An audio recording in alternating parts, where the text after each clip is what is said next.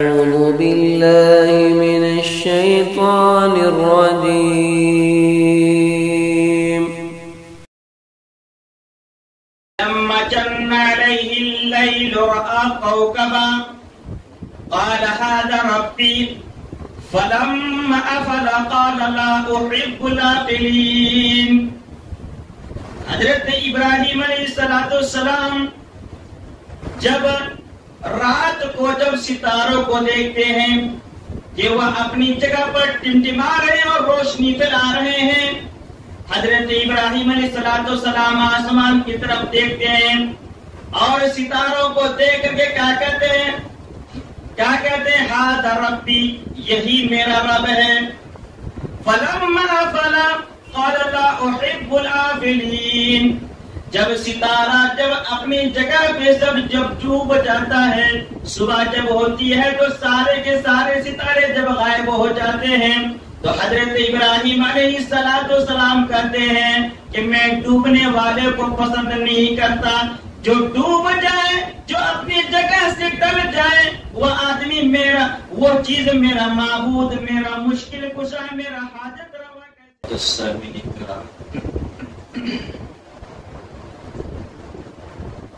دینیوں ملی بھائیوں،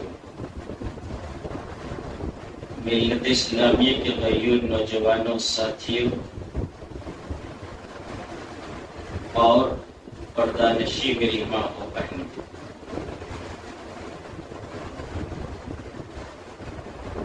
لائق حمد و ثنا، کبریائی اور بڑائی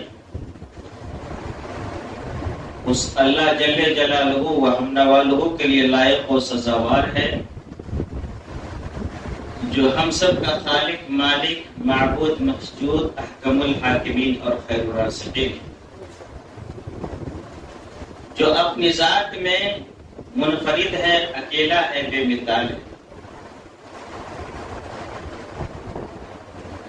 بعدہ اللہ تبارک و تعالی کا بے شمار رحمتیں، برکتیں، سعادتیں اور درود السلام نازل ہو تمام کے تمام انبیاء علیہم السلام پر، اور خصوصاً جناب محمد رسول اللہ صلی اللہ علیہ وسلم پر.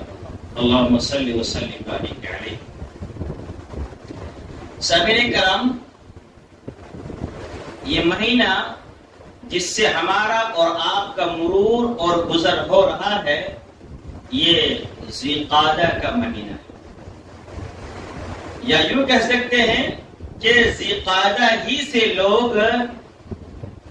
بعض ممالک سے حج کے لیے روانہ ہونا شروع کر دیتے ہیں. اگرچہ حج جو اسٹارٹ ہوتی ہے 8 ذی الحجہ سے ہوتی ہے، لیکن جو دور دراز ممالک میں رہتے ہیں وہ ذی قعدہ کے مہینے میں سفر کرتے ہیں عمومی طور پر. اور یوں کہا جائے تو بھیجا نہ ہوگا کہ حج کے جتنے بھی ارکان جڑے ہوئے ہیں، چاہے وہ طواف ہو، چاہے وہ صفا مروہ کا سعی ہو، اور جو بھی چیزیں حج کے ایام میں لاگو ہوئی ہیں وہ حضرت ابراہیم علیہ السلام کے خاندان سے جڑی ہوئی. تو مختصر سا تعارف حضرت ابراہیم علیہ السلام کا کرتا مشن. حضرت ابراہیم علیہ السلام کو ابو الانبیاء بھی کہا جاتا ہے اور خلیل اللہ بھی کہا جاتا ہے، اور حضرت ابراہیم علیہ السلام کو انبیاء کا باپ بھی کہا جاتا ہے. تو حضرت ابراہیم علیہ السلام پیدا کہاں ہوئے؟ اگرچہ پیدائش کے بارے میں بہت سے لوگوں کا اختلاف ہے، لیکن صحیح قول کے مطابق حضرت ابراہیم علیہ السلام کی پیدائش شہر بابل کے ایک قصبہ مقام طور کے اندر ہوتی ہے. آپ کے والد کا نام بابر آزر تھا اور ماں کا نام امیلہ تھا. اور حضرت ابراہیم علیہ السلام کی 2 بیویاں تھیں، ایک سارہ اور ایک حاجرہ علیہ السلام. اور آپ سب کو یہ بات اچھی طرح سے معلوم ہوگی یا آپ سب جانتے ہوں گے کہ حضرت ابراہیم علیہ السلام کی پیدائش کس کے گھر میں ہوتی ہے، کون سے خاندان کے اندر ہوتے ہیں؟ حضرت ابراہیم علیہ السلام کی پیدائش ایک ایسے گھرانے میں، ایک ایسے خاندان میں ہوتی ہے جن کا باپ آزر خود بتوں کو تراشتا تھا اور ضرورت پڑنے کے پر ان مورتیوں کو، ان مجسموں کو اور ان بتوں کو اپنی حاجت روا، اپنی مشکل کشا اور اس کی عبادت اور پرستش بھی کیا کرتا تھا. ایسے ماحول کے اندر حضرت ابراہیم علیہ السلام کی ولادت ہوتی ہے، پیدائش ہوتی ہے.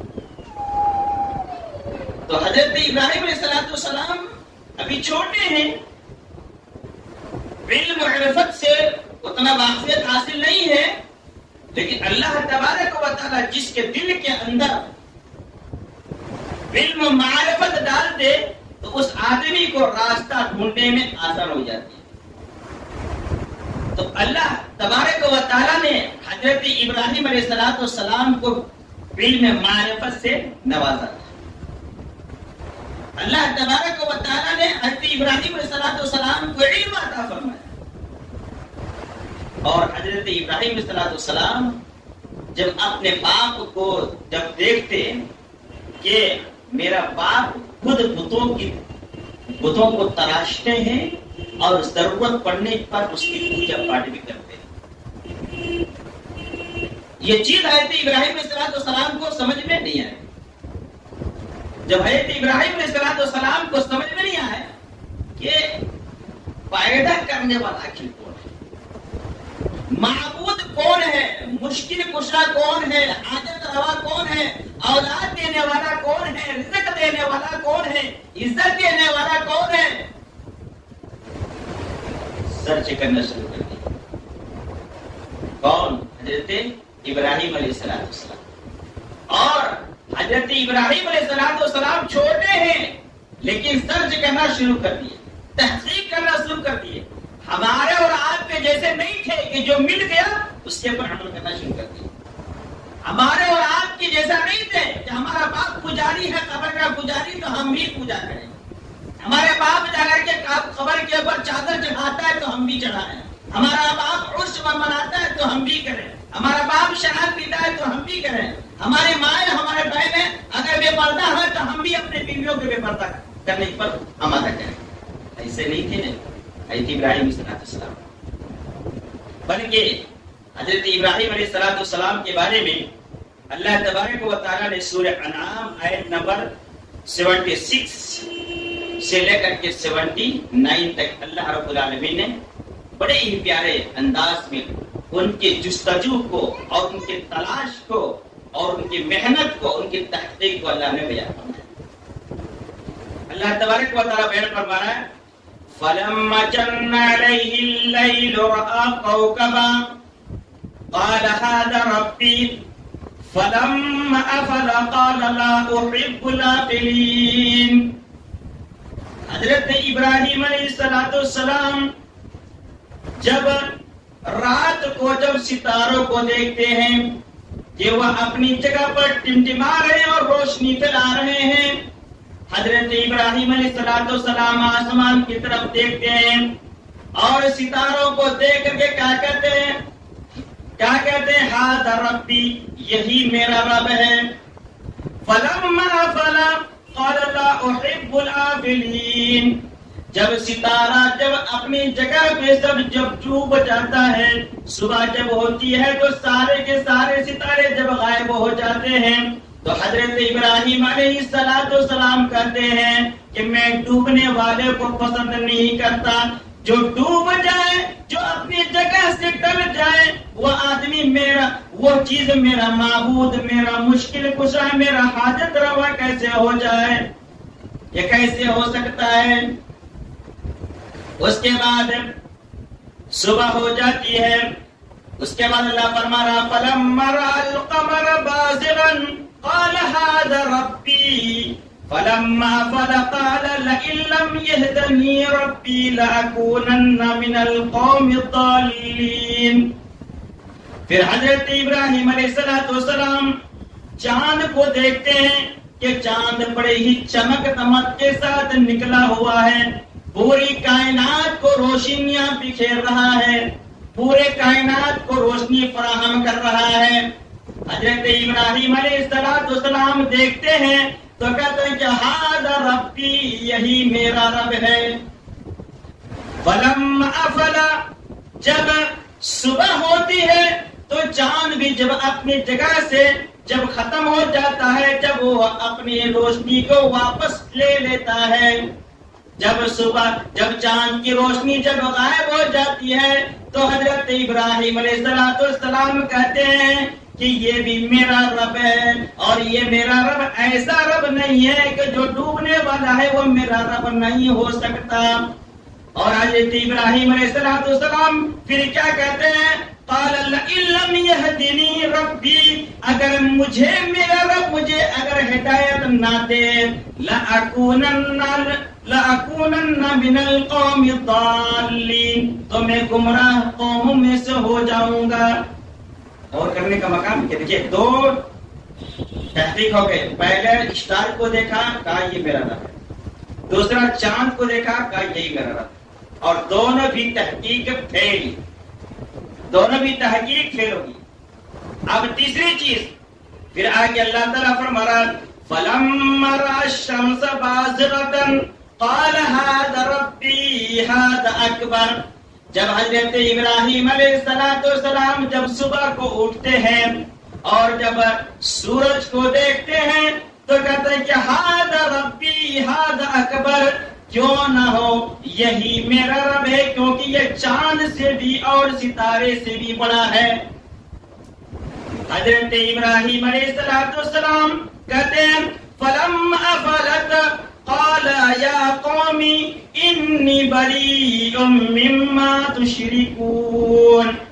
پھر حضرت ابراہیم علیہ السلام دیکھتے ہیں کہ جب سورج جب ڈھل گئے، جب شام آنے لگا، جب سورج جب غروب ہونے لگا تو حضرت ابراہیم علیہ السلام کہتے ہیں فلما فلت، جب سورج اپنی جگہ سے ڈھل گیا، جب چھپ گیا تو حضرت ابراہیم علیہ السلام اپنی قوم کو خطاب کرتے فرماتے ہیں کہ اے میری قوم کو لوگو سنو، اللہ کی وحدانیت میں، اللہ کی ربوبیت میں، اللہ کی اللہ کی عبادت، اللہ کی ریاضت اور اللہ کی الوہیت اور ربوبیت کے اندر، اسماء و صفات کے اندر جس کو بھی تم شریک کرتے ہو، میں ان تمام کے تمام چیزوں سے میں بری ذمہ ہوں.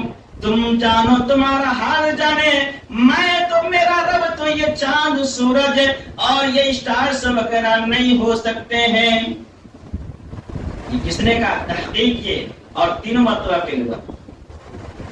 حضرت ابراہیم علیہ السلام تحقیق کرتے ہیں.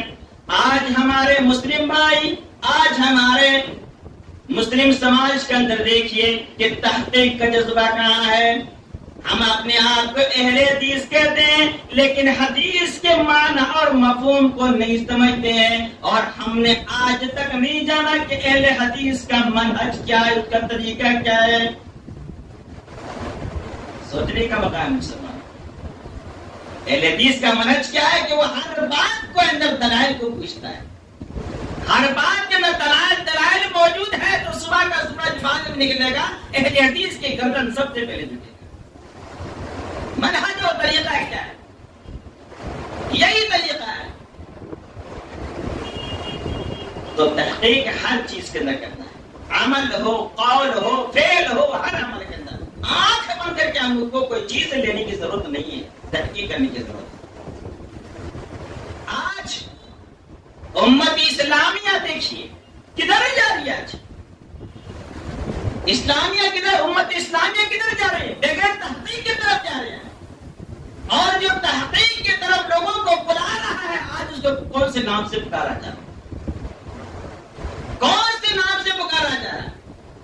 سامعین کرام یاد رکھو اور اہل حدیثو سنو، توحید کی دعوت کو دینے کے لیے، اللہ کی وحدانیت کی دعوت دینے کے لیے، شرک و بدعت کو اور خرافات کو ختم کرنے کے لیے، اس کو نیست و نابود کرنے کے لیے اور سنت رسول کو پوری دنیا کے اوپر غالب کرنے کے لیے اللہ نے تجھے چنا ہے۔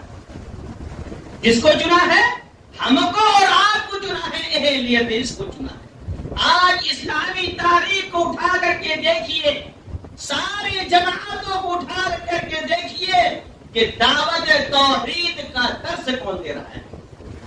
اطیعوا اللہ و اطیعوا الرسول کس کے اسٹیج سے اور کس کے ممبر سے کرتا ہے؟ سوائے اہل حدیث کے، سوائے اصحاب سلف کے، سوائے ان لوگوں کے جو اللہ اور اس کے رسول کے حقیقی ماننے والے ہیں، ان کی مسجدوں سے، ان کی اسٹوڈیو سے آج اطیعوا اللہ و اطیعوا الرسول کی صدا بلند ہو رہی ہے۔ اور میں فخر کے ساتھ کہوں گا الحمدللہ اہل حدیث کی تعداد گھٹتے ہوئی نہیں جا رہی ہے، الحمدللہ بڑھتی ہوئی جا رہی ہے۔ کتنے بھی مخالفت کر، کتنے بھی مخالفت کر، دیکھ علامہ اقبال نے ایک شعر کو بڑے ہی اچھے انداز سے کہا تھا کہ نور حق شمع الہی کو بجھا سکتا ہے کون، جس کا حامی خدا ہو اس کو مٹا سکتا ہے۔ آج جماعت اہل حدیث کا در امتیاز یہ رہا ہے کہ وہ باطل طاقتوں سے کبھی نہیں ڈرتے، وہ باطل طاقتوں سے کبھی نہیں ڈرتے، چاہے آندھی آ جائے، چاہے طوفان چلے، چاہے گولیاں آئے، چاہے لڑائی ہو، چاہے جھگڑا ہو، ہر جگہ کے اندر سب سے پہلا نام اہل حدیث ہے۔ تو بات یہاں سمجھ میں یہ آتی ہے کہ حضرت ابراہیم علیہ السلام نے جو پہلی جو دعوت اور جس وجہ سے اپنے باپ دادا کو، اپنے خاندان کو چھوڑا، وہ کس وجہ سے چھوڑا؟ توحید کی دعوت کی وجہ سے، توحید کی دعوت سے چھوڑا، کیونکہ توحید یہ انسانی عمل کا ایک فاؤنڈیشن ہے، ایک بنیاد ہے جس کے اوپر ہمارے اور آپ کے عملوں کا دار و مدار ٹکا ہوا ہے، بلڈنگ ٹکا ہوا ہے۔ اگر توحید اگر متزلزل ہو گیا تو اعمال سارے کے سارے رائگاں ہیں، برباد ہیں، اعمال کی بلڈنگ نشت و نابود ہو جائے گی۔ اس لیے توحید کو، عقیدے کو مضبوط کی۔ اور حضرت ابراہیم علیہ السلام کی جو اسپیچ ہے، ان سارے اسپیچز کو آپ دیکھ دیں کہ ان سارے کے سارے آیتوں کے اندر حضرت ابراہیم علیہ السلام اپنے باپ کو، اپنے قوم کو، سارے کے سارے لوگوں کو جس چیز کی طرف دعوت دیتے ہیں وہ کون سی دعوت ہے؟ وہ دعوت توحید ہے۔ دیکھیے قرآن حکیم کے اندر اللہ تبارک و تعالی بیان فرما رہا ہے، حضرت ابراہیم علیہ السلام، حضرت ابراہیم علیہ السلام اپنے باپ کو نصیحت کرتے ہیں۔ کس کو کرتے ہیں؟ اپنے باپ کو۔ آج ہمارا باپ، آج ہماری ماں، آج ہماری بیوی اگر صراط مستقیم سے ہٹ گیا ہو، مشرک ہو، غیر اللہ کے پوجا پاٹ کرنے والا ہو، شرک و بدعت کرنے والا ہو یا والی ہو، گھر کا کوئی بھی فرد ہو، ہماری زبان نہیں کھلتی ہے۔ کیوں؟ اس لیے کہ یہ ماں ہے، ماں کو برا لگ جائے گا، یہ باپ ہے، باپ کو برا لگ جائے گا، یہ بیوی ہے، طلاق دے کر کے چلی جائے گی۔ بچوں کا کیا حال ہوگا؟ بچوں کا کیا حال ہوگا؟ لیکن حضرت ابراہیم علیہ السلام نے یہ نہیں سوچا۔ باپ ہے، باپ کی محبت بیٹا جانتا ہے اور بیٹے کی محبت باپ جانتا ہے۔ حضرت ابراہیم علیہ السلام، حضرت ابراہیم علیہ السلام اپنے باپ کو نصیحت کرتے ہیں، وہ کہتے ہیں اذ قال لأبيه يا أبت لما تعبد ما لا يسمع ولا يبصر ولا يغني عنك شيئا۔ جب آپ کسی کو، چاہے آپ کا باپ ہو، آپ کا ماں ہو، آپ کا بیوی ہو، آپ کا خاندان کے کوئی بھی لوگ ہو، جب آپ دعوت توحید دیں تو آپ کا انداز بالکل نرمی، آپ کا انداز بالکل نرم ہو، سختی کے ساتھ بات بننے والی نہیں۔ حضرت ابراہیم علیہ السلام کا اسلوب دیکھیے سمجھانے کا اور دعوت کا کام کرنے کا۔ حضرت ابراہیم علیہ السلام اپنے باپ کو نصیحت کرتے ہیں، سمجھاتے ہیں۔ اذ قال لأبيه یا ابتی، کہ حضرت ابراہیم علیہ السلام کہتے ہیں کہ اے میرے پیارے ابو جان، اے میرے ابو جان۔ کتنی محبت، کتنی محبت ہے حضرت ابراہیم علیہ السلام۔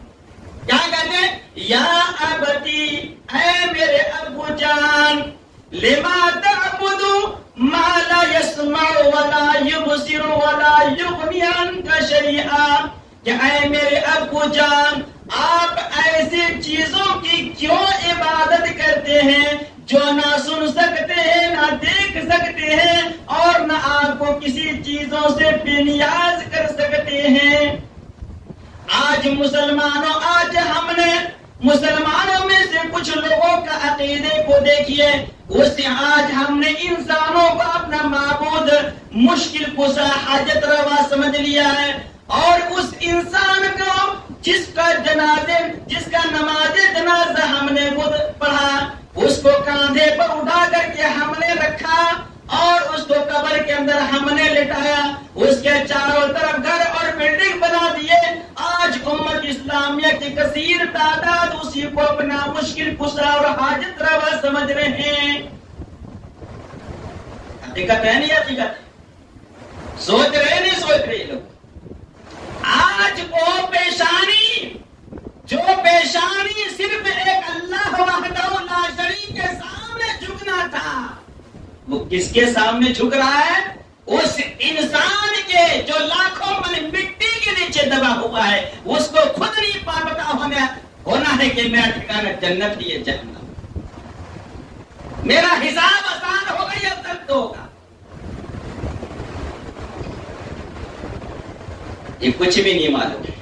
تو آج ہم نے اور آپ نے اور امت اسلامیہ نے اور ہمارے ماں اور بہنوں نے کیا کیا؟ سیرت ابراہیم علیہ السلام کی سیرت کو، حضرت فاطمہ رضی اللہ تعالی عنہا کی سیرت کو، حضرت حاجرہ علیہ السلام اور حضرت سارہ علیہ السلام کی سیرت کو ہم نے فراموش کر دیا، بلا دیا ہم نے۔ آج دروس کے اندر ہم سنتے ہیں، جمعہ کے خطبوں کے اندر ہم اور آپ سنتے ہیں، عمل نہیں ہوتا ہے۔ کیوں نہیں ہوتا ہے؟ اس لیے نہیں ہوتا عمل کہ اگر ہم اس چیز کو دوسرے کو بتانے جائیں گے، دشمنی کون مولتا ہے؟ لڑائی ہوں گے، جھگڑے ہوں گے، فساد ہوں گے۔ اس لیے بابا تم جہاں وہی چلو، تم جہاں ہے وہی چلو، تیرے کو بولنا نہیں ہے، میں چاہے جہنم میں جاؤں، میں چاہے کہیں بھی جاؤں، تیرے کو بولنے کی ضرورت نہیں ہے۔ لکم دینکم ولی دین، یہ بول کے نکل جاتا۔ لیکن یہاں پر حضرت ابراہیم علیہ السلام دعوت دے رہے اپنے باپ کو، پھر جا کر کے اپنے قوم کے لوگوں کو دعوت دے رہے ہیں، اور کیا کہتے ہیں؟ اے میرے قوم کے لوگوں، تم اس مجسمے کی، اس مجسمے کی تم پوجا کرتے ہو جو نہ کھا سکتے، نہ پی سکتے، نہ سن سکتے، نہ دیکھ سکتے، کیوں تم اس کی پوجا کرتے ہو؟ اور شرک کے اندر سب سے زیادہ آج اگر دیکھا جائے تو سب سے زیادہ شرک کے اندر خواتین مبتلا ہے، شرک میں سب سے زیادہ خواتین موجود ہیں اور ان کے اندر سب سے زیادہ پائے جاتے ہیں۔ اس لیے میرے باؤں اور بہنوں، آپ کو سیرت ابراہیمی کو اپنانے کی ضرورت ہے۔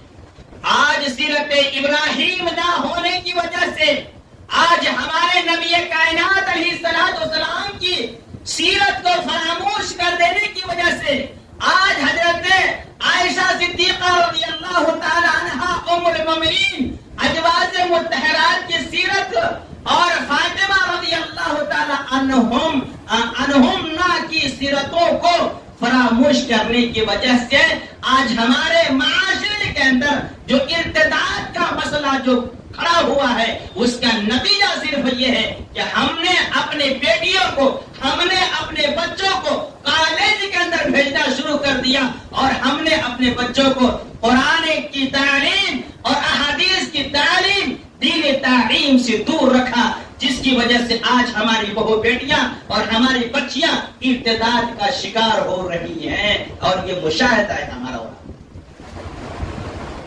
آج ہم سوال کرتے ہیں، اخبارات کے اندر پڑھتے ہیں اور دیکھتے ہیں، لوگ کہتے ہیں کہ فلاں کی بچی غیر مسلم کے ساتھ بھاگ گئی، فلاں کی بچی غیر مسلم کے ساتھ بھاگ گئی، فلاں کے بچی نے فلاں نان مسلم کے ساتھ شادی کر لیا، لو میرج کر لیا، کورٹ میرج کر لیا۔ مسلمانوں اور ماں بہنوں سنو، کل قیامت کے دن جو گلہ جو سب سے پہلے پکڑا جائے گا وہ ماں اور باپ کا پکڑا جائے گا، وہ ماں اور باپ کا پکڑا جائے گا، کیونکہ نبی اکرم صلی اللہ علیہ وسلم کی حدیث ہے، آپ صلی اللہ علیہ وسلم فرماتے ہیں کہ اولاد کی تعلیم اور تربیت کرنا، صرف تعلیم نہیں بلکہ تربیت کرنا، یہ والدین کے اوپر فرض ہے۔ کس کے اوپر فرض ہے؟ والدین کے اوپر فرض ہے۔ اور نبی کائنات علیہ الصلوۃ والسلام خوشخبری دیتے ہیں کہ جس کے پاس 3 لڑکیاں ہوں اور اس کو تعلیم اور تربیت دیا اچھی طریقے سے، اللہ اور اس کے رسول کی تعلیم دی، آپ اپنی بچی کو MBBS کی ڈگری دلائیے، آپ اپنی بچی کو انگریزی اسکول میں پڑھائیے، آپ اپنے بچی کو انجینئر بنائیے، آپ اپنے بچی کو ڈاکٹر بنائیے، لیکن ساتھ میں اگر آپ نے دینی تعلیم نہیں دیا، تعلیم و تربیت نہیں دی، تو کل قیامت کے دن یہی بچی آپ کے جنت میں جانے سے رکاوٹ بن سکتی ہے، اور یہی بچی کل آپ کو کل گھسیٹ کر کے جہنم میں لے جا سکتی ہے۔ نبی کریم صلی اللہ علیہ وسلم فرماتے ہیں کہ جس کے 3 لڑکیاں ہوں اور وہ ان کے والدین، ان کے ماں باپ اس کو صحیح طریقے سے تعلیم و تربیت دے کر کے نکاح کر دیں، نبی کریم صلی اللہ علیہ وسلم فرماتے ہیں کہ ایسے والدین ڈائریکٹ جنت میں داخل ہوں گے۔ کیا ہم چاہتے ہیں؟ ہم نہیں چاہتے کہ ہم داخل ہو۔ صحابہ نے پوچھا کہ اللہ کے رسول کسی کے پاس 2 بیٹیاں ہوں، کہا پھر اللہ کے رسول صلی اللہ علیہ وسلم سے پوچھا گیا کہ اللہ کے رسول صلی اللہ علیہ وسلم اگر کسی کے پاس 1 بیٹی ہوگا وہ بھی جنت میں داخل ہوگا۔ کہاں ہے سیرت ابراہیم؟ کہاں ہے فاطمہ رضی اللہ تعالی عنہا کی سیرت؟ کہاں ہے ام المومنین حضرت عائشہ صدیقہ رضی اللہ تعالی عنہا کی سیرت؟ زبان سے کہہ بھی دیا لا الہ تو کیا حاصل، دل و نگاہ مسلمان نہیں تو کچھ بھی نہیں۔ پہلے زبان سے نہیں، اہل حدیث جو بنتا ہے وہ زبان سے نہیں بنتا، مسلمان جو بنتا ہے وہ زبان سے نہیں بنتا، بلکہ وہ اپنے قول اور فعل اور عمل سے وہ آدمی مسلمان بنتا ہے، اہل حدیث بنتا ہے۔ اور ایک بات میں بتاتا چلوں، جو ارتداد کا جو مسئلہ ہے، اگر ہم اور آپ نے اگر اس کے اندر کمر نہیں کسا، اگر ہم نے اور آپ نے اس کے اوپر قدغن نہیں لگائے، اگر ہم نے اور آپ نے اگر اس کے روکنے اور تھامنے کی کوشش نہیں کی، تو جتنا والدین اس کے گنہگار ہوں گے اتنا ہم سب بھی گنہگار ہوں گے۔ نبی کریم صلی اللہ علیہ وسلم کی حدیث ہے، آپ صلی اللہ علیہ وسلم فرماتے ہیں کلکم راعٍ وکلکم مسئول عن رعیتہ، کہ ہر آدمی سے اس کے اہل و عیال کے بارے میں پوچھا جائے گا، ہر آدمی سے پوچھا جائے گا۔ اگر امیر ہے، محلے کا امیر ہے، ضلع کا امیر ہے، تو اس کے رعیت کے بارے میں پوچھا جائے گا، سارے کے سارے لوگوں کے بارے میں پوچھا جائے گا۔ باپ ہے، گھر کے پورے لوگوں کے بارے میں پوچھا جائے گا، ماں ہے، گھر کے پورے لوگوں کے بارے میں پوچھا جائے گا، بیٹا ہے، والدین کے بارے میں پوچھا جائے گا۔ کوئی بھی انسان بچ نہیں سکتا ہے۔ اس لیے اپنے بچیوں کو اور ساتھ میں اپنے بچوں کو بھی آپ دینی تعلیم سے دور مت رکھیے، بلکہ اپنے بچوں کو اور بچیوں کو سب سے پہلے قرآن کی تعلیم دیجیے، سب سے پہلے قرآن کی تعلیم دیجیے، اور قرآن کی تعلیم کیسا؟ وہ رٹا مارنے والا نہیں، رمضان میں پڑھ کر کے ختم دینے والا نہیں، بلکہ کیسا؟ جو قرآن کو جو سمجھ کر کے پڑھتا ہو. آپ اپنے بچے اور بچیوں کو تعلیم قرآن کے ٹرانسلیشن کے ساتھ پڑھنے کے لیے بولیے، اس کی طرف راغب کیجیے. ابھی آپ پوچھ لیجیے ہمارے بہنوں سے کہ مہاتما گاندھی کب پیدا ہوئے، جواہر لال نہرو کب پیدا ہوئے، اور گاندھی جینتی کب ہے، اور نہرو ڈے کب ہے، فلاں ڈے کب ہے، فلاں ڈے کب ہے، ساری کی ساری چیزیں بتا دیں گے. اپنے نبی کی بایوگرافی پوچھے کہ تمہارے نبی کب پیدا ہوئے اور انتقال کب ہوا، نبی کی کتنی بیویاں تھے اور نبی کے کتنے اولاد تھے، سارے کے سارے زمانے خاموش ہیں. یہ مسلمانوں کی حالت ہے، یہ مسلمانوں کی حالت ہے.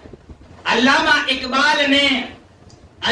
اقبال نے بڑے ہی اچھے انداز میں ایک شعر کہا تھا کہ دل کے فبولے جل اٹھے سینے کے داغ سے، اس گھر کو آگ لگ گئی گھر کے چراغ سے. کہاں تک میں سمجھاؤں، کون سی غلطیوں کا اجارہ کروں، اور بس ہم کو تو فخر ہے کہ ہم اہل حدیث ہو گئے ہیں. چاہے ہم شراب پیے، چاہے ہم جوا کھیلے، چاہے ہماری بیٹی دوسرے کے ساتھ بھاگ جائے، چاہے مرتد ہو جائے، چاہے دین اسلام سے پھر جائے، اس سے ہمارے اہل حدیثیت کے اندر کوئی فرق پڑنے والا نہیں ہے. ہم نے یہ مزاج بنا لیا ہے، ہم نے یہ اپنا مزاج بنا لیا ہے. سامعین کرام، حضرت ابراہیم علیہ السلام کو دیکھیے کتنے آزمائشوں سے گزرے. جہاں تک میں سمجھتا ہوں کہ دنیا کے اندر جتنے بھی انبیاء علیہ السلام آئے، سارے کے سارے انبیاء علیہ السلام آزمائشوں سے گزارے گئے. اور سب سے زیادہ جس کے اوپر آزمائشیں آئی اور اللہ تبارک و تعالی نے جس نبی کو آزمایا سب سے زیادہ، وہ کون ہے؟ حضرت ابراہیم علیہ السلام. اس لیے اللہ تبارک و تعالی نے فرمایا قرآن حکیم کے اندر، وَإِذِ ابْتَلَىٰ إِبْرَاهِيمَ رَبُّهُ بِكَلِمَاتٍ فَأَتَمَّهُنَّ، کہ جب حضرت ابراہیم علیہ السلام نے ان کے رب حضرت ابراہیم علیہ السلام کو ان کے رب نے چند کلمات سے آزمایا، فَأَتَمَّهُنَّ، حضرت ابراہیم علیہ السلام نے سارے کے سارے آزمائشوں کے اندر کھڑے کے کھڑے اترے، سارے کے سارے آزمائشوں کو پورا کیا. ہمارے اور آپ کے جیسے حضرت ابراہیم علیہ السلام نہیں تھے. اگر ہمارے اوپر کوئی پریشانی آتی ہے، کوئی ٹھوکر لگتا ہے، کوئی نقصان ہوتا ہے، ہم واویلا کرنا شروع کر دیتے ہیں. جب آپ کو معلوم ہونا چاہیے کہ خود اللہ تبارک و تعالیٰ نے قرآن کریم کے اندر سورہ بقرہ کے اندر بیان فرمایا ہے، وَلَنَبْلُوَنَّكُمْ بِشَيْءٍ مِّنَ الْخَوْفِ وَالْجُوعِ وَنَقْصٍ مِّنَ الْأَمْوَالِ وَالْأَنفُسِ وَالثَّمَرَاتِ. اللہ نے کیا کہا؟ تو میرے بندو، جو میرے بندے ہو، وَلَنَبْلُوَنَّكُمْ بِشَيْءٍ مِّنَ الْخَوْفِ، اور میرے بندو ہم تمہیں ضرور آزمائیں گے خوف کے ذریعے سے. تمہارے دلوں کے اندر دشمنوں کا رعب ڈال دیں گے. تم گھر سے باہر نکلنا تمہارے لیے دوبر ہو جائے گا، سفر کرنا تمہارے لیے مشکل ہو جائے گا. یہ دشمن کا رعب اللہ تعالیٰ ڈال دے گا. والجوع، اور دوسرا کیا فرمایا؟ اللہ تعالیٰ اپنے بھوک کے ذریعے سے بھی آزمائے. اور بھوک کیسے ہوگا؟ بھوک کیسے ہوگا؟ اللہ تبارک و تعالیٰ پیداوار کی کمی کر دے گا. اور جب پیداوار کی جب کمی ہو جائے گی، دنیا کی ساری چیزوں کی ریٹ اور قیمتیں آسمان چھونے لگیں. تو اللہ نے کیا فرمایا؟ وَلَنَبْلُوَنَّكُمْ بِشَيْءٍ مِّنَ الْخَوْفِ وَالْجُوعِ وَنَقْصٍ مِّنَ الْأَمْوَالِ، اور ساتھ ہی ساتھ اللہ تعالیٰ فرما رہا ہے کہ ہم تمہارے مالوں کے اندر بھی کمی کر کے آزمائیں گے. والثمرات اور پھلوں کے اندر بھی کمی کر کے آزمائیں گے. تو اللہ نے کیا کہا؟ پہلا کس چیز کا؟ خوف کے ذریعے سے. دوسرا جوع، بھوک مری کی وجہ سے. لاک ڈاؤن کا حالت کو دیکھ لیجیے گا. وَنَقْصٍ مِّنَ الْأَمْوَالِ وَالْأَنفُسِ وَالثَّمَرَاتِ، مالوں کے اندر کمی کر کے. چوتھا جانوں کو ہلاک و برباد کر کے. اور پانچواں اللہ تعالیٰ پھلوں کے اندر کمی کر دے گا. تو نتیجہ جانتے ہیں جب ان چیزوں کی جب کمی ہو جائے گی، جب مارکیٹ کے اندر جب اشیاء نہیں پہنچیں گے، پھل اور فروٹ اور کھانے پینے کی چیزیں جب مارکیٹ کے اندر جب زیادہ مقدار میں جب نہیں پائی جائیں گی، دستیاب نہیں ہوں گے، تو ظاہر سی بات ہے ان کی قیمت آسمان کی بلندی پر جا پہنچے گا. اس لیے اللہ نے کہا یہ جو ریٹ جو بڑھ رہے نا پیٹرول کے، ڈیزل کے، یہ بھی اس کے ضمن میں آتا ہے. چاول کے، دال کے اور مطلب کہ کھانے پینے کے تیلوں کے جو ریٹ جو بڑھ رہا نا، تو اللہ کہہ رہا ہے کہ وَنَقْصٍ مِّنَ الْأَمْوَالِ وَالْأَنفُسِ وَالثَّمَرَاتِ، یہ اللہ تعالیٰ کی طرف سے آزمائش ہے. پھر اللہ تعالیٰ فرما رہا وَبَشِّرِ الصَّابِرِينَ، پھر اللہ کہہ رہا ہے کہ وَبَشِّرِ الصَّابِرِينَ، بشارت ہے، خوشخبری ہے صبر کرنے والے کے اوپر. مسلمان جو ہوتے ہیں جس کا ایمان توحید کے اوپر ہے، وہ کبھی واویلا نہیں کرتے، وہ کبھی گھبراتے نہیں ہیں. پورا لاک ڈاؤن گزر گیا، جس کا ایمان تازہ تھا، جس کا ایمان پختہ تھا، انہوں نے کہا کہ میرا رب جیسا چاہے گا ویسا رہوں گا. انہوں نے کیا کہا کہ میرا رب جیسا چاہے گا ویسا رہوں گا. وہ کسی کے سامنے اپنے دامن کو نہیں پھیلائے، وہ کسی کے سامنے واویلا نہیں گئے، وہ کسی کے سامنے آٹا دال چاول وغیرہ نہیں مانگنے کے لیے گئے. انہوں نے اپنے عقیدے کو کیا کہا کہ ان کا عقیدہ کیا تھا معلوم ہے. ایک سچے مسلمان کا، ایک پکے توحید والے کا ایمان کیا ہوتا ہے معلوم ہے؟ اس کا ایمان کیا ہوتا ہے؟ قل ان صلاتي ونسكي ومحياي ومماتي لله رب العالمین. اے نبی آپ کہہ دیجئے کہ بے شک میری نماز، میری قربانی، میرا جینا اور میرا مرنا سب کچھ اللہ کے لیے ہے. وہ اللہ اگر لاک ڈاؤن کے اندر موت دے دے تو اس کی مرضی، اور وہ اللہ جب کھلا پلا کر کے مار دے تو اس کی مرضی. انہ علی کل شیء قدیر، وہ اللہ ہر چیز کے اوپر قادر ہے. لا شریک لہ، وہ اللہ اپنی ذات میں، اپنی صفات میں وہ اکیلا ہے. اس کی الوہیت، اس کی ربوبیت کے اندر کوئی دوسرا شریک نہیں. یہ مسلمانوں کا عقیدہ ہونا چاہیے. تو کہنے کا مطلب یہ ہے کہ ہم مسلمانوں کو سیرت ابراہیم، سیرت حاجرہ اور سیرت فاطمہ، سیرت سارہ اور تمام کے تمام ازواج مطہرات رضی اللہ عنہن کی سیرت کو اپنانے کی ضرورت ہے. اگر ہم اس دنیا کے اندر امن کی زندگی، چین کی زندگی، سکون کی زندگی اگر ہم گزارنا چاہتے ہیں تو ہم سب کے لیے لازم ہے کہ خود ہم توحید پرست بنے، اپنے گھر والوں کو بنائیں، اپنے ماں باپ کو بنائیں، اپنے خاندان والوں کو بنائیں.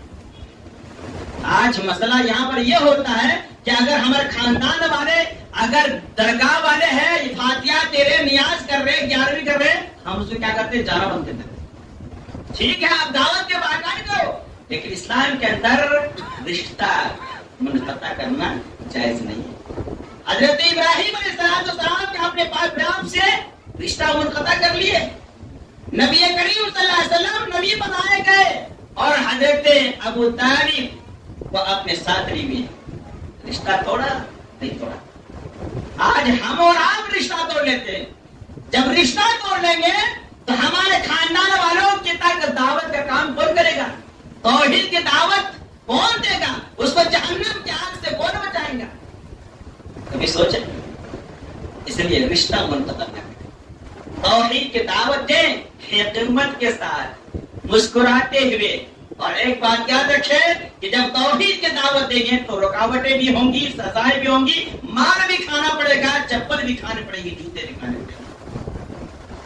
اور ایک بات بتا دوں کہ توحید کے راستے میں، اللہ کے کلمے کو بلند کرنے کے واسطے اللہ کے لیے، اللہ کے دین کے لیے، اللہ کی توحید کے لیے پتھر کھانا، جوتے کھانا، چپل کھانا، یہ نبی کی سنت میں داخل ہے۔ اب طائف کو اٹھا کر تو دیکھ لو، طائف کے واقعات کو اٹھا کر دیکھ لو۔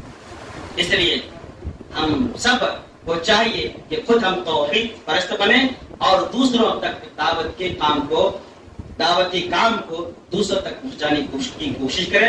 آئیے ہم سب اللہ تعالیٰ سے دعا کرتے ہیں کہ اللہ تبارک و تعالیٰ ہم تمام امت اسلامیہ کو سیرت ابراہیمی کے مطابق اور حضرت ابراہیم علیہ السلام کے جو ازواج تھے ان کی سیرت کے مطابق، اور ہمارے نبی کریم صلی اللہ علیہ وسلم کی سیرت اور ازواج مطہرات کی جو سیرت ہیں، ان تمام کی تمام سیرتوں کا بغور مطالعہ اسٹڈی کرنے کی توفیق عطا فرما، اور ان کے اوپر خود عمل کرنے اور دوسروں کو بھی عمل کرنے کی ترغیب دلانے کی توفیق عطا فرما۔ رب العالمین جو پریشان حال ہیں اللہ ان کی پریشانی کو دور کر دے، جو مخلوق الحال ہے اللہ ان کے رزق کے اندر برکت عطا فرما۔ رب العالمین جو بیمار ہیں اللہ انہیں شفاء کاملہ اور عاجلہ عطا فرما۔ رب العالمین جو مقروض ہیں اللہ ان کی قرض کی ادائیگی سہولت عطا فرما۔ رب العالمین جو توحید اور شرک کے بیچ میں ہے اللہ تعالیٰ تو ان کے لیے آسانیاں پیدا فرما۔ رب العالمین ہمیں دنیا سے شرک کو نیست و نابود کرنے کی توفیق عطا فرما، اور غلبہ دین اسلام کو، اللہ اور اس رسول کی صدا کو جگہ جگہ پر پھیلانے کی توفیق عطا فرما۔ آمین۔ اقول قولی ھذا واستغفر اللہ لی ولکم ولسائر